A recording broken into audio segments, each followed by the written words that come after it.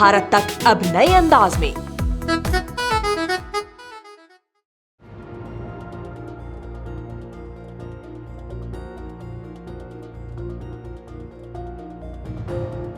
दुनिया में चीन का दबदबा कोई खत्म कर सकता है तो वो है भारत।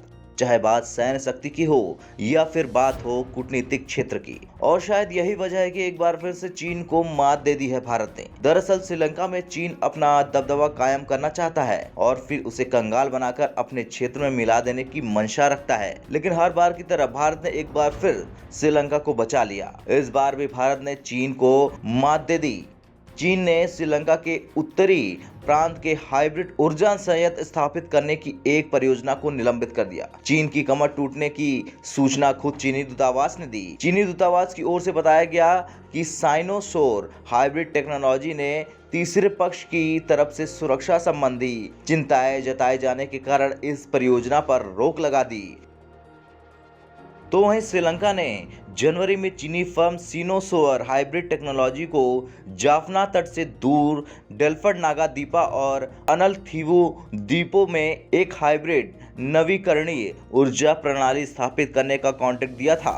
भारत ने इन द्वीपों पर चीन की मौजूदगी को लेकर चिंता व्यक्त की थी। तो वहीं इससे पहले समंदर में चीन की बढ़ती दादागिरी को रोकने के लिए भारत के साथ एशिया के कई देश एक साथ खड़े हो गए।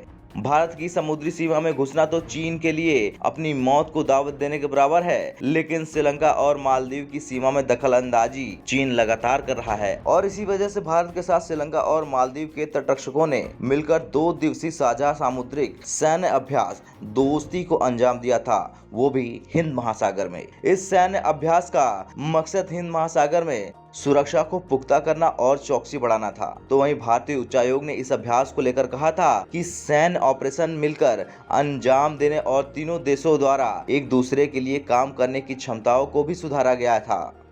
कोलंबो सिक्योरिटी कॉन्क्लेव के अधीन हुआ ये अभ्यास सामुद्रिक सुरक्षा के लिए महत्वपूर्ण कदम है। इसमें सुरक्षा उपायों को पुख्ता कर तीनों नौसेनाओं के बीच समन्वय बढ़ाया गया। चलिए अब बात चीन की कर लेते हैं। तो चीन के लिए अब श्रीलंका में दादागिरी दिखाना बिल्कुल नहीं हो पाएगा, क्योंकि अब आ गए हैं 3 देश और उन 3 देशों को लीड कर रहा है भारत।